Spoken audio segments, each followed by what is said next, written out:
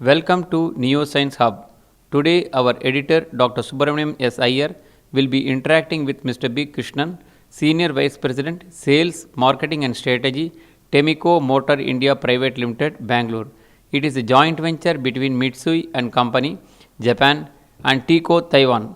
The factory is being set up in Bengaluru to manufacture EV powertrain for two-wheelers and four-wheelers.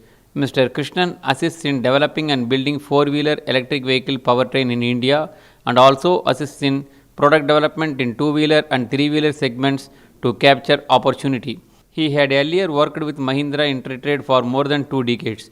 Today he will focus on EV in Indian and global context, the environmental challenges, etc. Over to Dr. Subramaniam Iyer. Thank you, Mr. Krishnan, for joining us at New Science Hub.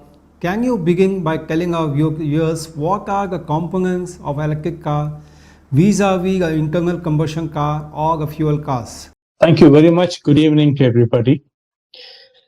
Good evening. I'm grateful to New Science for giving me an opportunity to be here amongst you all and also share a little bit of what is EV and what is happening in the EV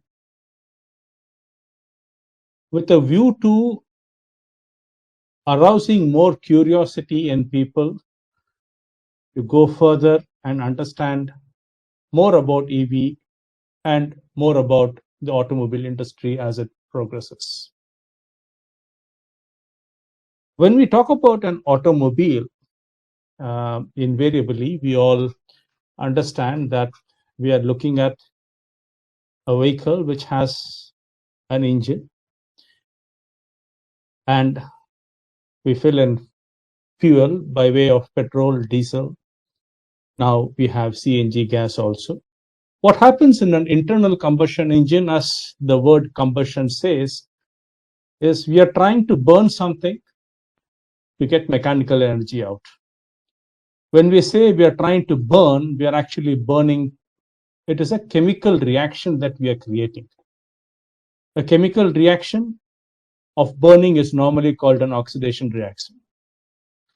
So we have rich fuel, rich in the percentage of air versus the fuel by way of droplets. And a spark creates this explosion. So that's what is this combustion all about. So technically, we have a device where chemical energy is converted into mechanical energy. An automobile needs mechanical energy to move forward. So this point of energy conversion, we will take it forward in the course of the discussions also, because this is very elementary as what we all are taught in school. We can add apple and apple. We cannot add apple and orange. So this is the example of energy conversion that we will take it forward. For this combustion to happen, we need something which is very strong, very big, having a lot of moving parts. It's called the engine. So it's called an internal combustion engine, which means the combustion is happening in an enclosed chamber. So firstly, you need to have a huge chamber which can take all this explosion and also maintain proper temperature. It should not get overheated. We all know of engine seizure. We all have heard about it sometime or the other. So effectively, you have a lot of moving parts being converted into less moving parts. So exactly, engine is replaced with a motor. You have in an engine, you have piston, crankshaft, camshaft, a lot of moving parts like this. All this is taken out and you have what is called an electric motor. We will talk about how this motor operates later, but we have an electric motor. This motor needs a controller. Instead of fuel, which is in the form of chemical liquid, petrol and diesel, you have batteries which hold electrical energy. So now, an electric vehicle removes all what is required for this motive force and straight away comes to convert electrical energy into mechanical energy in a very simple way. So that's what is this electric vehicle all about. It changes a lot of components, reduces moving parts. When you have reduced moving parts, the probability of wear and tear reduces, and hence the probability of failure also reduces to that extent. To a large extent, failure can be reduced in an electric vehicle. So very simply put, engine is taken out, you have a motor and a controller. The fuel tank is taken out and you have a battery bank. Instead of a tank, you have a bank. That's the principal difference between EV and automotive, IC engine driven automotive. What kind of batteries do electric car use? For this question, I would like to take our viewers' memory back to the time we had mobile phone for the first time. The first mobile phone was the size of a brick. It was really the size of the brick. Difficult to handle, but still, it was more like a walkie-talkie, a big walkie-talkie. It was a jewel in the hands of the rich and the famous. What was so different between that mobile that we had and today? The difference is, of course, the features being added. But if you look at a mobile as a communication device, the battery has shrunk. In electric vehicle also, the lead comes from the lithium-ion batteries used in our mobile. The father of this lithium-ion battery is one Dr. Goodenough. Nice name. He's 98 years old. He got a Nobel Prize last year for this invention of lithium-ion batteries used in mobile. This is what has caught the attention of the automotive industry. I would like our viewers to now keep track of a second point, which I would like to introduce, is how change happens and what drove this change in the EV industry. Not until 2010, many people talked about electric vehicle. The first electric vehicle in India was by this company called Reva in Bengaluru. Many of you might have seen this cute vehicle. Yeah, that vehicle had lead acid batteries. So what is the lead acid battery? The present battery in our car for starting with that helps us start the vehicle. Lead is heavy, lithium ion is light. So the critical point for this change of adoption was energy density to weight ratio. That is what was the critical for the automobile industry to adopt lithium ion batteries. Having said that, lithium ion is not abundantly available in the nature. It is not like coal and iron, which are abundantly available in nature in the form of ores. It's more like gold and diamond, less and far in between. The biggest ores that are there are mostly in Bolivia, Chile, and this kind of countries. India has a very little lithium ion ores. And these are actually controlled by the Chinese. This is something which we all will have to remember as we go in the discussion. What changes are going to happen in the future and why these changes are happening. This is one of the trigger points. Lithium being sparsely available and in the control of most of the Chinese government, came the change to move away from lithium ion. One of the technologies that the world is now observing is use of fuel cells, which we will talk separately about. But beyond lithium ion, what is coming up is sodium ion. So there is a possibility that lithium ion by 2025, 27, we could see more sodium ion driven battery cells. These batteries are not anything exotic. They are just like a little larger than our AA batteries. Many of you would have seen this. And it's called a cell. And this, when connected in series and parallel, becomes a battery bank. So effectively, all the giga factories that people talk about are making this small cells. What Panasonic makes, what what is the other name for batteries? These people who make these small batteries in India, this battery is now made in a very big factory called the gigafactories.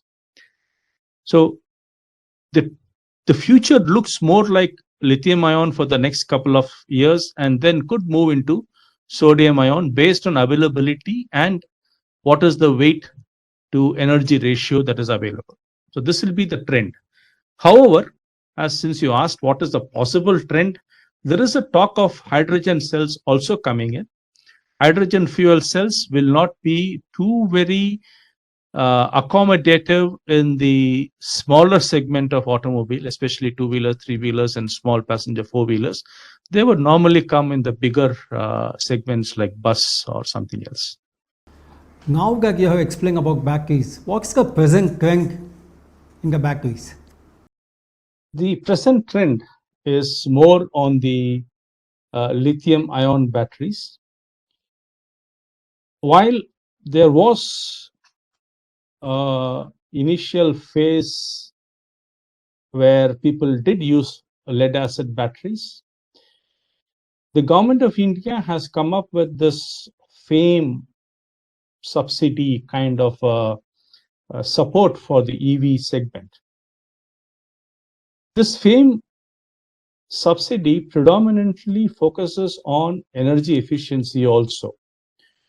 And the government of India has made it very clear that electric vehicle batteries which will receive this FAME subsidy should have lithium-ion batteries and not have lead-acid batteries. So the present trend will be with lithium-ion batteries unless and until there is a change in chemistry that can be expected. What is the chemistry behind the energy source which drives the car? As in the earlier portion of answering one of the questions, I mentioned about energy parity, which means for an electric motor to be driven, we need to have electrical energy. That's the best efficient way of converting energy to energy. This electrical energy will have to convert electrical energy into mechanical energy. Mechanical energy is the motive force. So the batteries predominantly will have electrical energy stored in them. Now, this is a huge difference when it comes to hydrogen economy versus battery storage. Battery storage will store electrical energy as electrical energy and give out electrical energy. However, hydrogen economy is when there is excessive energy. It is not possible to store in a battery. We try and convert that into some chemical form and store it as hydrogen, which is chemical energy, which has to again get converted into electrical energy by way of a fuel cell. So the present technology is working predominantly only on electrical energy being stored in batteries and getting converted into electrical energy. These batteries, like any other rechargeable batteries, have a life cycle. Some life cycles are about 1,000 cycles. Some are 4,500 cycles. So this is where we have the difference in chemistry. Lithium can be along with phosphate. Lithium can be along with iron. These are certain chemistries that people play with to be able to provide more cycles of charging and discharge. What is the approximate lifespan of an electric car battery? Like we all have day and night defined as a day, 24 hours. It's just not day. It is day and night makes one 24-hour for us in our life. Similarly, for batteries, charge and discharge is one cycle for them. So when they discharge and then get recharged, that is the second cycle. Again, they get discharged and then they get recharged. Like this, we can have approximately 1,000 cycles. Some of them offer 4,500 cycles. For example, when you take the example of Tata Nexon car, Tata Nexon car gives a battery warranty of 8 years. When you multiply 8 into 365, that's approximately 4,000 cycles. So 4,000 cycle is what people talk of today in a good lithium ion battery. Now, I say that one charge discharge is one cycle. So one charge, discharge, one cycle. Okay. So okay. just like we are awake and sleeping, so that is one day for us. That is that one day for a battery is defined as a cycle. This cycle depends on whatever is your range now. If you have a car range of 100 kilometers, then your charge discharge is 100 kilometers, depending on how you utilize it. But if your range is 250 kilometers, then it can be 5 days also, depending on how you use it. So the definition for life, just like ours, is number of days, years, months, and years. For batteries, it is the cycle of charge and discharge. Hence, it is often told, as we all know that we all use a lot of laptop, never keep a laptop continuously charged because it affects the life of the battery. Same thing here also. Human being cannot be awake all 24 hours and 48 hours. Same thing with the battery. Allow the battery to completely discharge and then recharge. That will give a longer life, as against constantly charging for 95 to 100, 80 to 100. That increases the number of cycles. The battery doesn't know that it is discharged or charged. It just knows that I'm not getting recharged. So that's how life is. Mr. Krishnan, I'm curious to know why the commercial electric car phase out for a long time, almost for a century, and has resurfaced once again. I think before I start talking about this, it will be very interesting for us to see how New York was in 19,000, year 19,000. That will be very interesting because we're talking about a century ago. So allow me to share one photograph. It will give a perspective to. Can you see this photograph? This is New York as what is seen. One morning in the year 19,000. Fifth Avenue. As you can see, everything is white. It should be winter. What you see here on the road is more horse-drawn carts. And there is one photograph circled in the one circle in the photograph, which is spot the automobile. That is the only automobile in this photograph. Now, when change happens, as what they say, water goes in the path of least resistance. Change also happens in the path of least resistance. What was that happening to the people in New York in those times? The road was full of shit.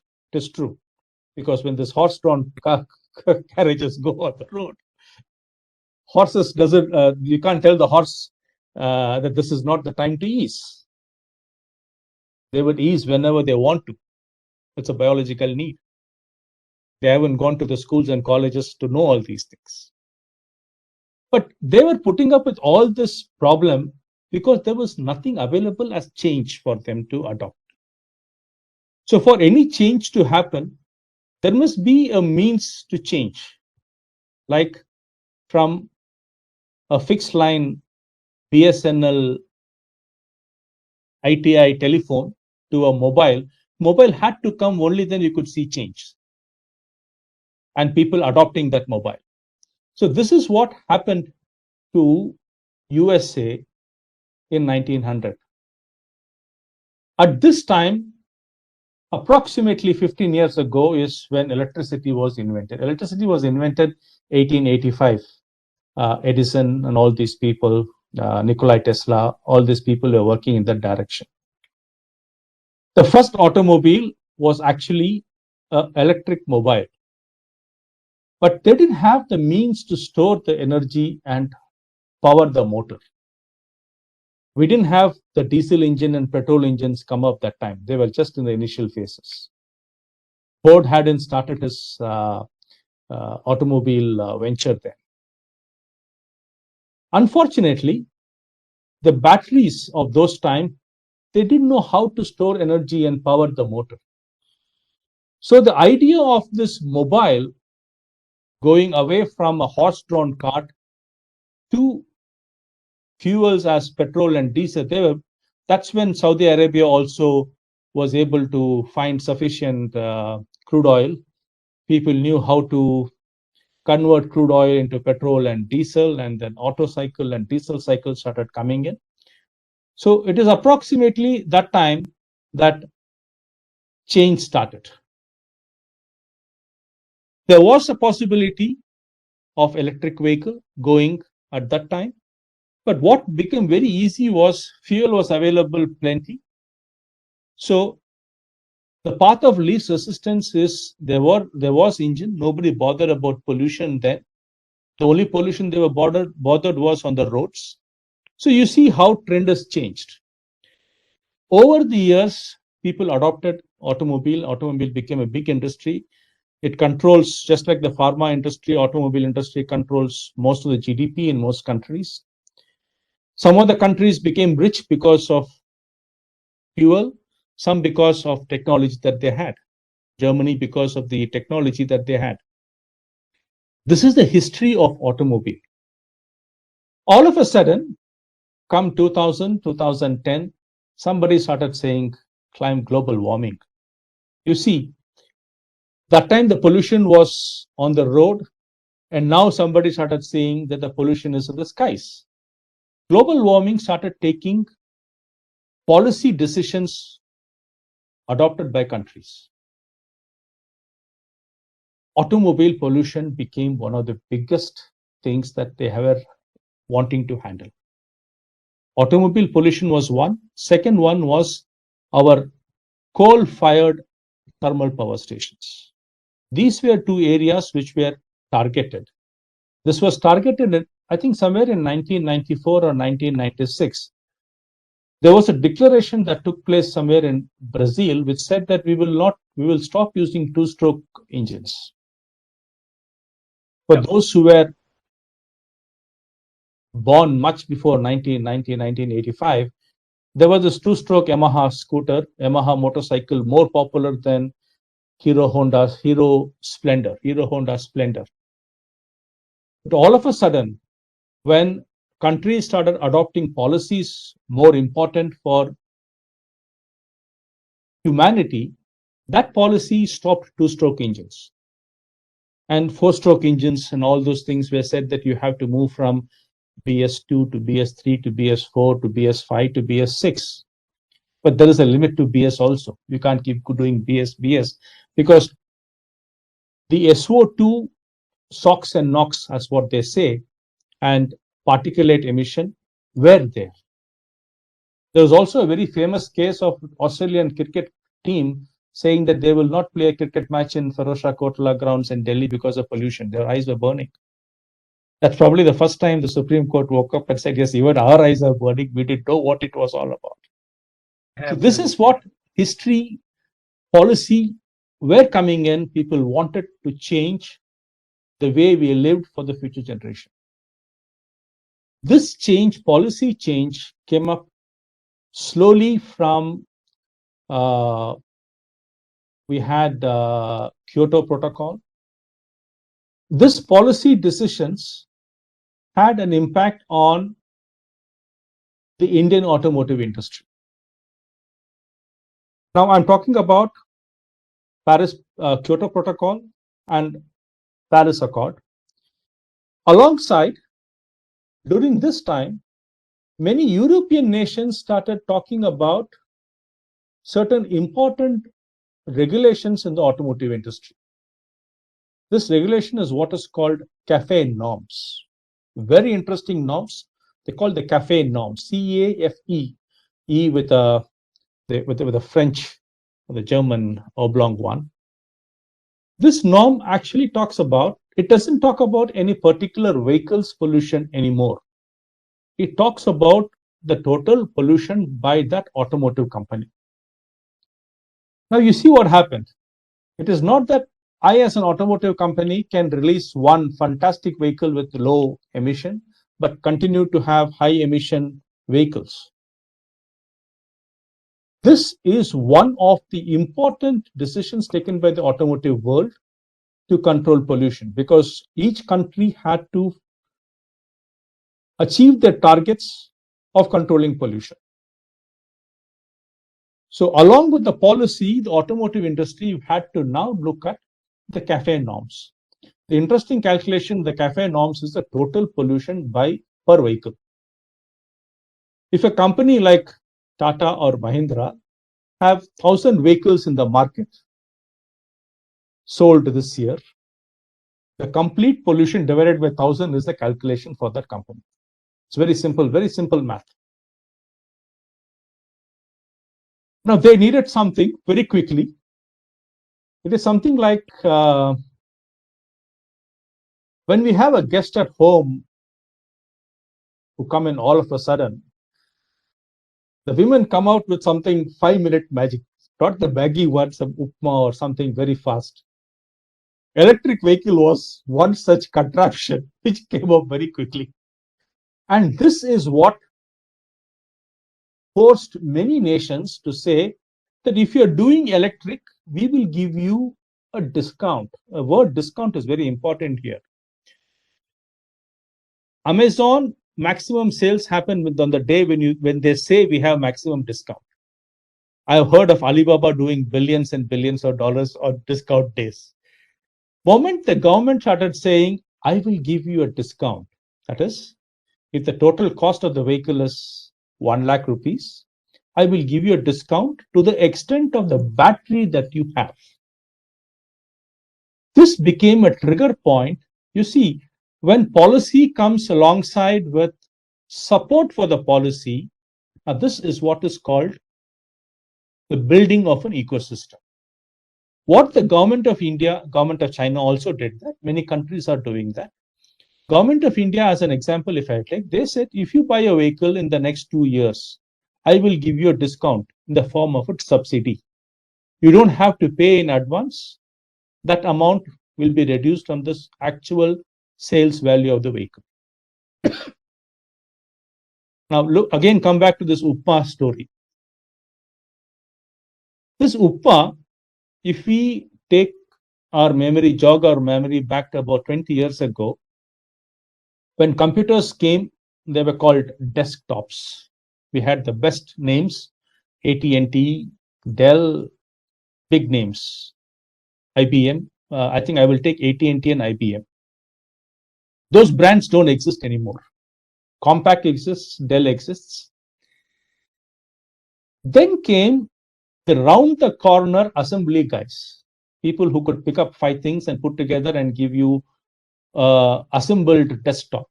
It functioned as well as any other desktop, other like the branded ones. What happened in the Indian market was the two-wheeler guys, smart people, they said all we need is to get one motor, controller, battery. The body is already there. Two-wheeler can become electric. That's how it started, with Hero Electric starting this in the two-wheeler segment. I think for 2010 onwards, they've been doing it. Now, what happened in our 20 years ago? One corner guy, every street corner started having this assembling boys. Anybody who has completed their engineering and or finishing their engineering, and especially electronics and computer science, they all started this assembly work. That is how it started. All this started from garage in a small way. But that caught the attention of people. I am having an electric vehicle. Now, here what happened was, beyond the subsidy, the target market was very interesting.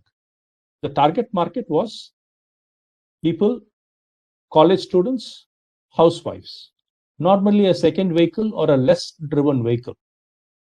That is what triggered the change that happened and what we are seeing today. So we had the government supporting, we had people interested, especially the college boys and girls who are going to the tuitions. Maximum kilometer that they drive is 5 or 10 kilometers. They don't need pocket money for the fuel filling. No license is required. You see, there was already a captive market which was untouched. That's what these people caught. And that caught the imagination of many people in India. There's a new business model. So anybody can do it. But this anybody can do it is something which we have to look with caution. It is not a desktop, but it is having people driving these things.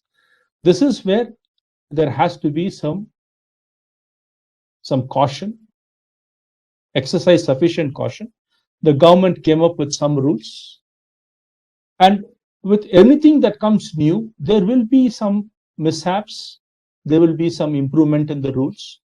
And that is how you get a very nice ecosystem. Having said one very interesting thing, this is electrical engineering, fundamental engineering. Any electrical engineer and electronics engineer join hands, they can get the EV powertrain done. So simple it is. And that's what caught the imagination of many people. And that's how we had a lot of startups. Ather is one of them, standing example. Hero Electric. These are all some of the oldest people in the segment. There are many people whom we don't know. This is what happened was each geography started having a mushrooming new players. And that is what the ecosystem opportunity plus the government pushing with the norms changed. It caught the imagination of people, saying that yes, we can do it this way. Another very important thing was, which we should not fail to understand, India does not have sufficient crude oil.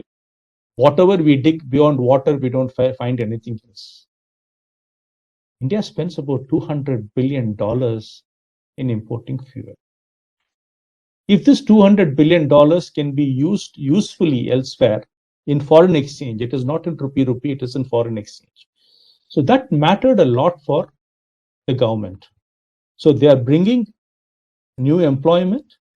They are able to control forex to a large extent. I won't say 100%, we still have to import lithium.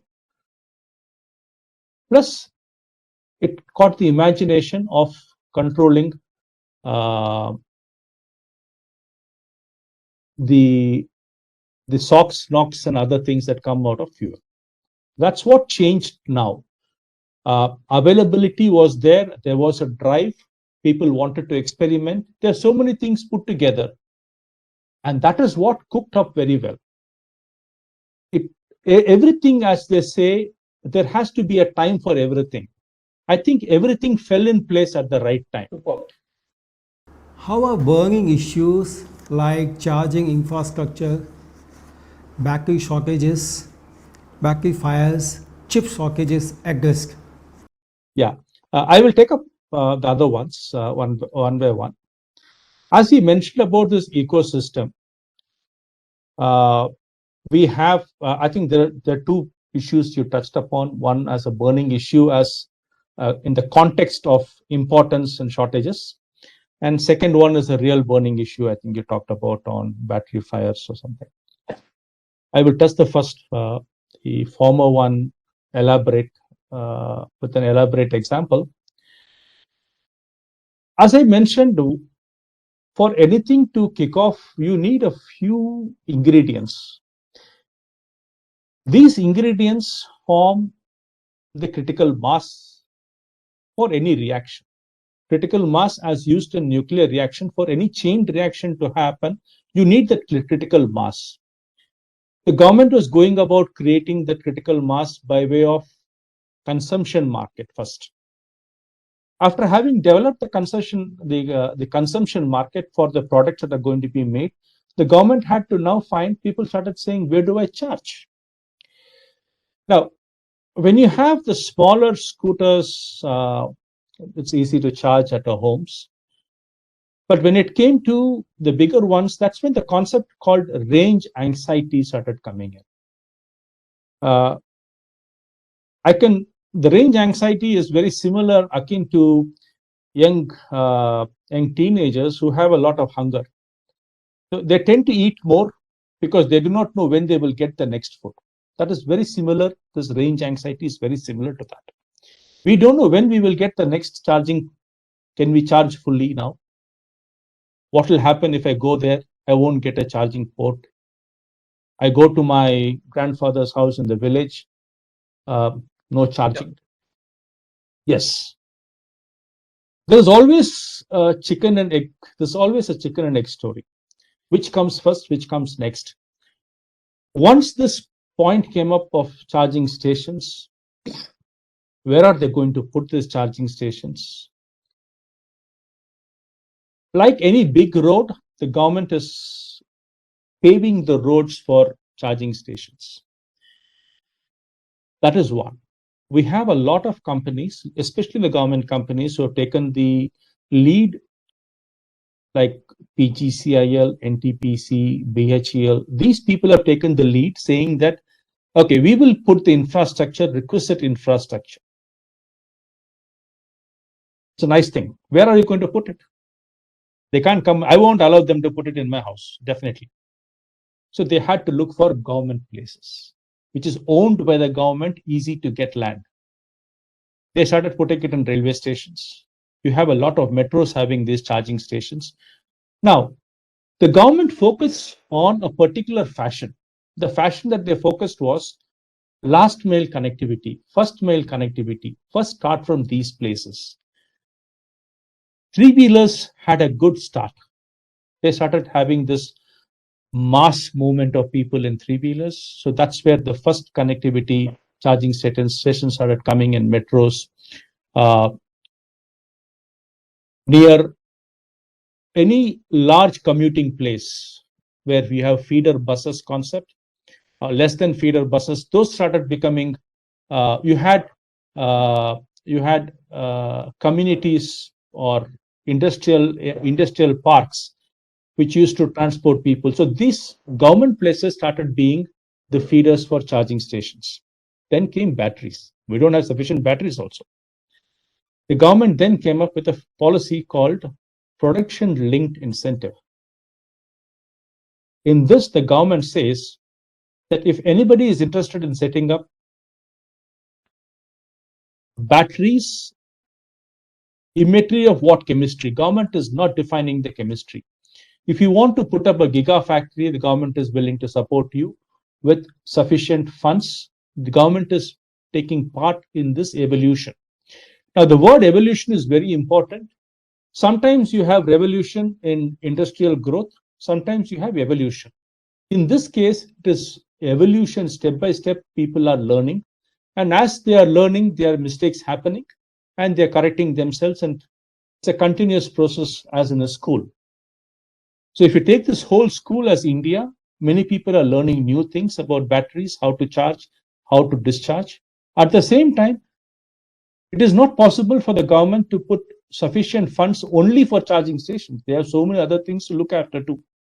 The government is allocating sufficient funds. Moment the funds are consumed, they're coming up with new funds on that. So that is a very positive note from the government side of it. It is not which government it is, but it is a support that the policy makers are giving us. Similarly, most of the state governments are completely negated registration fees for electric vehicles. So the support is coming from many ways to promote electric vehicle. Last but not the least, government is also using DRDO in many places now to control a few things which are technology driven. India doesn't have battery technology. It has to come either from Korea or from Japan or from China. The big daddies of batteries are there. So many of the Indian companies are having joint ventures with them to set up facility for making batteries in India. It doesn't matter which chemistry we're talking about. Now, these burning questions, one by one, are being addressed. And I think, as I use the term evolution, with time, we will have more things across India. Having said that, there is a study which very clearly says the ownership of vehicles in India averages at about 7%. Across India, 7 in 100 are the people who own vehicles. Now, when you divide the 7, which kind of vehicles sell more? Two-wheelers used to sell about 20 million before COVID times. So we will just take between 17 to 20 million. That's about 20 million is 2 crores of vehicles. 2 crores of vehicles. Now, slowly, when they start becoming EVs, you will see the amount of change that is going to happen.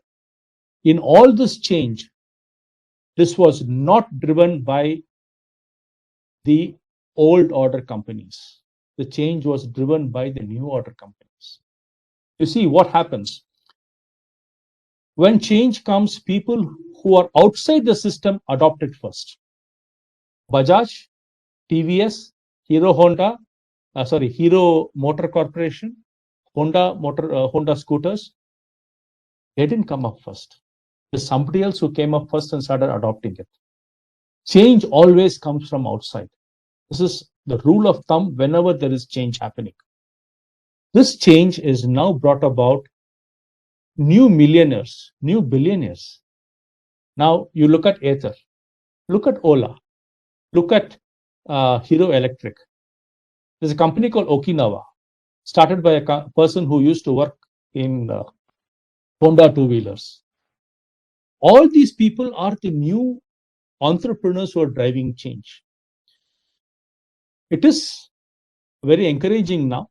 We see that the two-wheeler and the three-wheeler, by the way, three-wheeler market is not controlled by the market leaders, Bajaj and TVS. It is controlled by, other than these two, other people are controlling. You see how change has completely driven the old order and brought in new order. This electric vehicle change is going to be there for decades. Fuel vehicles will, over the years, start coming down. It will start diminishing from the market. Which component of the electric car determines the cost? Will it ever be affordable in India? Yeah, I will. There are two questions in this. I will divide them as A and B. Yeah. In the 7%, what I mentioned, across India, Goa has about 40%, Kerala 27%. Across India, the average is about 7%. In this 7%, 7 out of 100, the big portion is a two-wheeler, because Indian economy is more on the two-wheeler. Four-wheeler is still a luxury item for Indians. The total sales of four-wheelers across India is just 40 lakhs. Everybody put together. Maruti, Hyundai, these two are the leaders. They control about 60%, 70% of the market. What are they selling? Small cars. They are only bigger nanos. That's all. They are not selling very big cars at what you see in the US or any other European countries. Next is you have some sedans. Companies who sell like Mahindra, how much do they sell per month? 8,000, 10,000 vehicles. That's all. So the big chunk is going to be the two-wheeler segment. And this two-wheeler segment is where the fire is actually really hot. Everybody is approaching. What is happening is today, fuel at 100 rupees is actually telling people that I can charge my scooter at 3 rupees per unit. 3 rupees a unit. As against 100 rupees for 40 kilometers. This is what is changing the dynamics of India. It is something like as what they say in the old age, there's an adage, it is of, even if you can afford an elephant, you can't afford feeding it. That's what is a concept called a white elephant. Kavik. Automobile Honda Activa, not many people know what is the mileage of Honda Activa. But moment you start seeing that every second day you're spending 100 rupees, Indian mentality is 100 rupees once in 2 days. It is no more mileage. How much money is going out of your pocket? That is what is in the present economy post-COVID. Everybody is going to monitor this. Think about college students and school students who get pocket money 5 rupees and 10 rupees. They would like to save that money, charge it free of cost at home, roam around and come back. So that is what is going to drive. Starts with scooters, it will come to motorcycles slowly. For cars to start, it will take some more time. The best sales ever done in any month is by Tata Nexon 3000 vehicles in 1 month in March. That's the best ever done. For them to move forward next year to make it 30,000 for the whole year, it is going to take time. But the two-wheeler market and three-wheeler market will move very fast. That is certain. And that is what is going to change the way we perceive vehicles in India. This is what is happening in the market also in a large extent. The day India ends its dependence on fossil fuel will be a second independence. That's what some people say. What do you think, will the fossil fuel dependency ever end in India? You see, there is in the world of economics, there is this concept called supply-demand challenge and balance.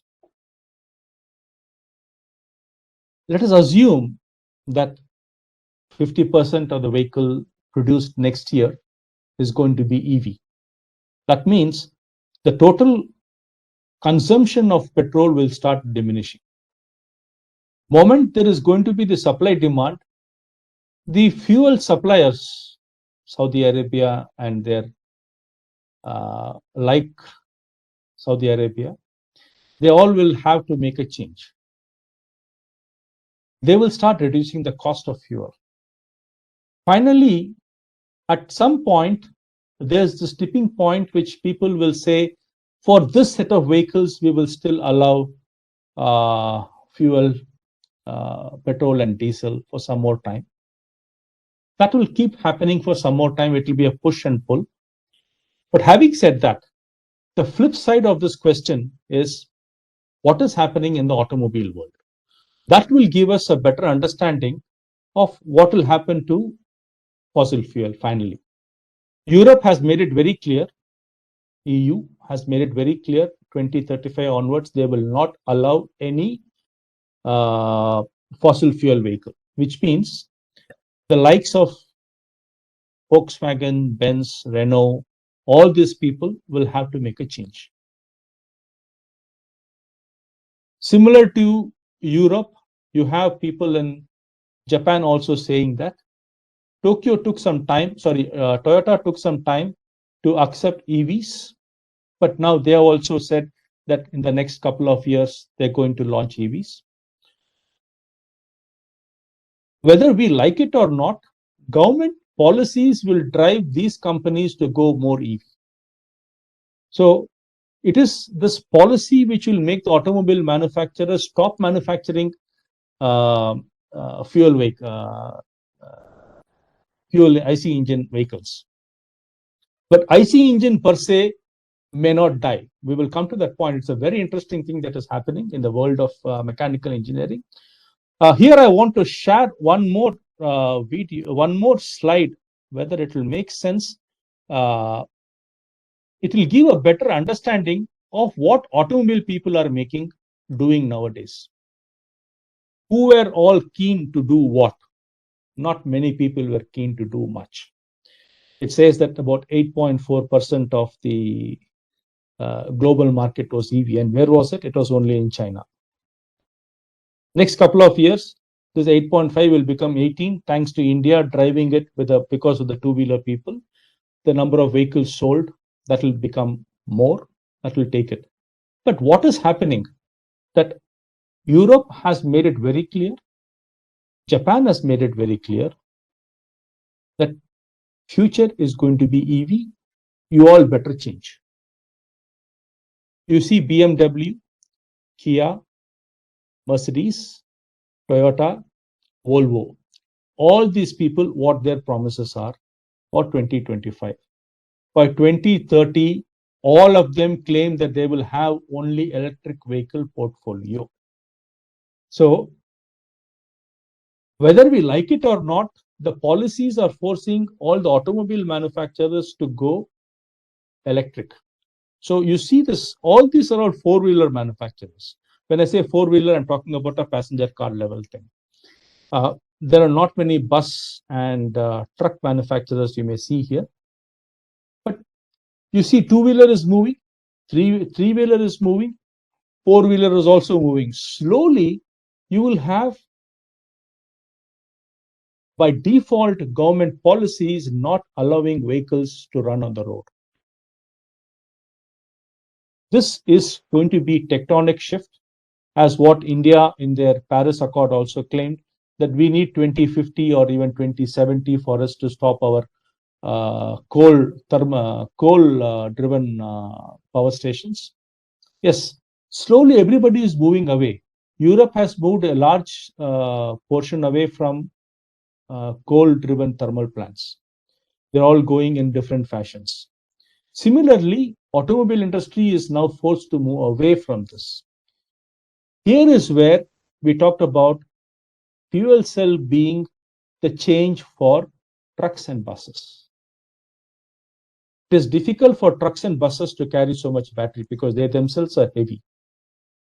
There is no point carrying dead weight, so much of fuel, because that itself becomes less fuel efficient. So energy efficiency, if you're going to carry so much battery, hydrogen will come in to replace for bus and trucks. This is the order. Probably in about 10-15 years, we can see changes happening in the global economy. Now that the e-vehicle is future, has the world talked about old battery disposal? Yeah, I will address this question in two fashion. First, what is happening in the global economy for end of vehicle life? All of us have seen this James Bond movie. I don't know whether you can recollect that.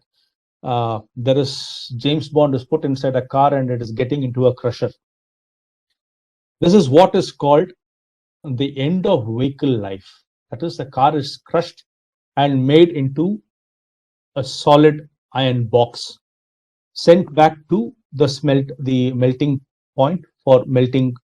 This is what is called the cycle, the sustainable cycle for economy. Similarly, in all countries, there are regulations for plastics, for metal, non-ferrous and ferrous metal regulations are there, and all of them follow those regulations very strictly. When it comes to battery, here comes another question: what will be the value of my vehicle after 10 years? Because the battery is now not, it's the end of the life of the battery. End of the life of the battery is for that automobile, because we talked about a concept of energy density, that is energy stored per kg. Now the energy stored per kg is reducing. This battery need not be thrown away. This battery finds its use in the solar energy segment. You can store that, use that battery in the solar energy segment. After that, again, after many more years, it is possible that this battery can be recycled. Having said that, getting lithium out of the lithium ore mines itself is an energy, it consumes a lot of energy. So having done that mining, people would like to reuse this lithium probably a couple of times. India and most countries are just coming into that segment now, because when you look at our mobile batteries, It's about 10, 12 years since we have mobile batteries and we have this recycling starting now. This concept is there and recycling will happen. It will not be just thrown because the cost of mining lithium is very expensive. Final words to Neoscience Hub viewers. I want to talk about a very important two aspects of change here. Science is an area which always keeps the curious mind awake. It is important for all of us to adopt this change and start liking science just for the fun of it. There's so many things for us to learn. I'm very glad that there is a forum like this who are finding ways and means to propagate knowledge, spread knowledge for people to understand. And this, as I mentioned, this critical mass thing, in most of the sciences, it is that little understanding which will help us enjoy that subject and want to learn more.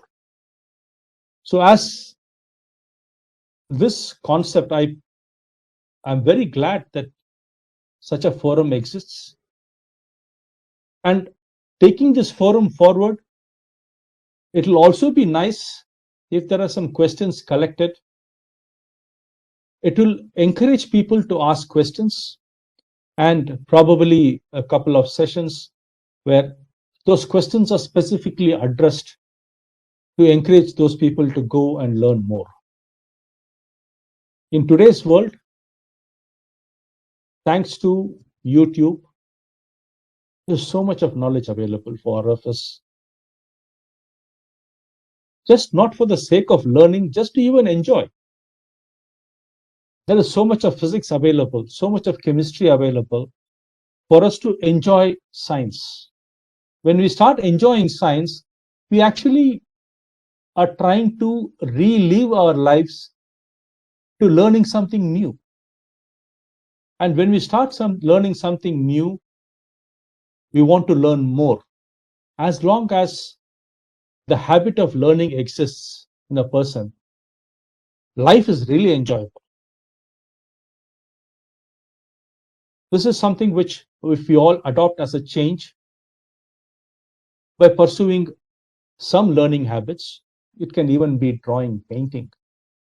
We learn something, it keeps us inquisitive about it. There are people. Brilliant, Mr. Krishnan. Thank you so much. That was very nice of you. You want to add something? Sorry, did I interrupt you? Oh, no. I also want to add one very important lesson in my life, which I learned. It will be a good learner for most people. I talked a lot about policy being the change agent. Sometimes the product also becomes a change agent. Mobile was that change agent for most people. Mobile has today taken over just not the telephone, but you have a camera, you have time, you have alarm. There are so many things that have come up. It is because product also creates change. And that's what happened in the EV segment. This product created that change in the Indian market, that there are so many people coming out and wanting to be new entrepreneurs. Go out, learn something, and if you can become an entrepreneur, that's the greatest thing one can achieve in one's life, doing something on their own. I wish you all the best. I wish science takes people to new areas like this, like Star Trek, where no man has ever gone. If each one of us start going that way, where I have not gone, let us create our Star Trek where I have not gone and enjoy life. Thank you very much. That was fantastic. Thank you very much, Mr. Krishnan, for joining us on New Science Hub. Appreciate your time. Bye-bye.